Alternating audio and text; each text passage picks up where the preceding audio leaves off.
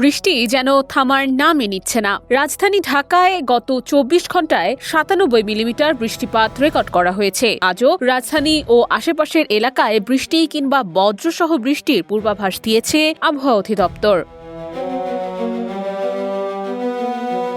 সোমবার আবহাওয়া অধিদপ্তর জানিয়েছে, আগামী ২৪ ঘন্টায় রাজশাহী, রংপুর, ময়মনসিংহ, ঢাকা, চট্টগ্রাম ও সিলেট বিভাগে ভারী থেকে অতি ভারী বৃষ্টিপাত হতে পারে। আবহাওয়াবিদ মোহাম্মদ আবুল কালাম মল্লিক জানান, মৌসুমী বায়ু আরও সক্রিয় হয়ে ওঠায় এই নতুন সতর্কতা জারি করা হয়েছে। তবে মঙ্গলবার থেকে বৃষ্টির তীব্রতা কিছুটা কমতে পারে। আবার বৃহস্পতিবারের পর মৌসুমী বায়ু শক্তিশালী হলে বৃষ্টি বাড়ার সম্ভাবনাও রয়েছে।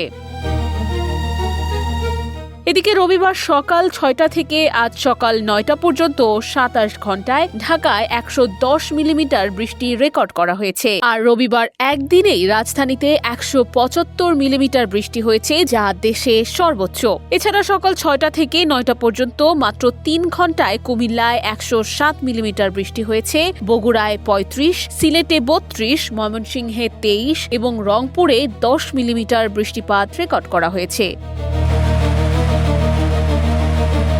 আবহাওয়া অফিসের আরেক পূর্বাভাসে বলা হয়েছে, সোমবার সকাল ৭টা থেকে পরবর্তী ৬ ঘন্টায় ঢাকার আকাশ মেঘলা থাকবে এবং বজ্রসহ বৃষ্টির সম্ভাবনা রয়েছে।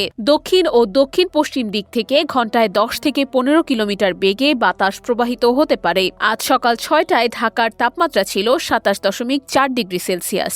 বাতাসে আর্দ্রতার পরিমাণ ছিল ৯৭%। আবহাওয়া অধিদপ্তর নাগরিকদের অপ্রয়োজনীয় বাইরে বের না হওয়া এবং জলাবদ্ধ এলাকায় চলাচলে সতর্ক থাকার পরামর্শ দিয়েছে। নুসরাত অনন্যা, ডেস্ক রিপোর্ট, এদিন।